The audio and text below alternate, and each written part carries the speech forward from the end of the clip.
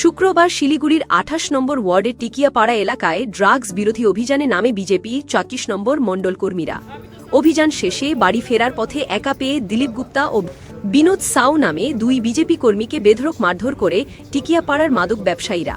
এরপর রাতে গুরুতর আহত অবস্থায় দুই বিজেপি কর্মীকে শিলিগুড়ি জেলা হাসপাতালে ভর্তি করা হয়। বর্তমানে সেখানেই চিকিৎসাধীন রয়েছে তারা। শনিবার সকালে শিলিগুড়ি ফিরেই হাসপাতালে আহত কর্মীদের দেখতে যান শিলিগুড়ির বিধায়ক শঙ্কর ঘোষ। আহতদের সাথে দেখা করে তিনি পরিবারের সদস্যদের আশ্বস্ত করেন ঘটনার সাথে যারা জড়িত রয়েছে ইতিমধ্যেই তাদের মধ্যে ৩ জনকে পুলিশ গ্রেপ্তার করেছে।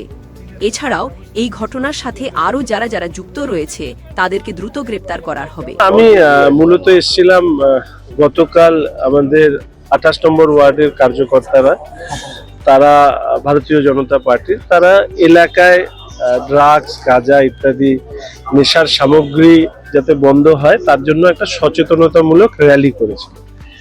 এবং র্যালি সম্পন্ন হওয়ার পরে আমাদের দিলীপ বাবু এবং বিজয়,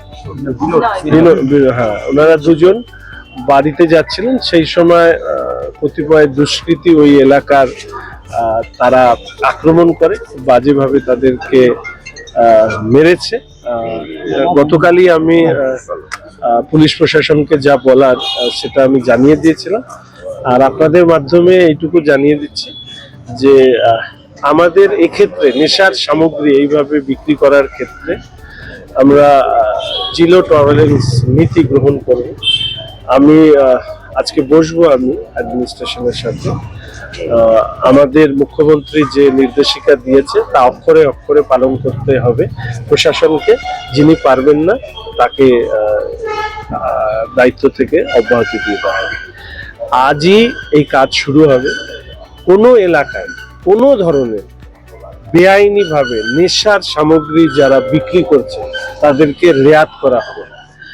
আমি অনুরোধ করব যারা এই সমস্ত কাজে যুক্ত আছেন তারা এই কাজ থেকে সরে যান, না হলে প্রশাসন কিন্তু স্ট্রং অ্যাকশন নেবে। এই ব্যাপারেই আমাদের মুখ্যমন্ত্রীর নির্দেশ আছে। অপরাধ এবং অপরাধী এদের দুজনের ক্ষেত্রে কিন্তু আইনের শাসন প্রয়োগ হবে। এতদিন যেটা ছিল না সেটাই এবার কিন্তু এই রাজ্যে, অর্থাৎ আইনের শাসন প্রতিষ্ঠা করা হবে।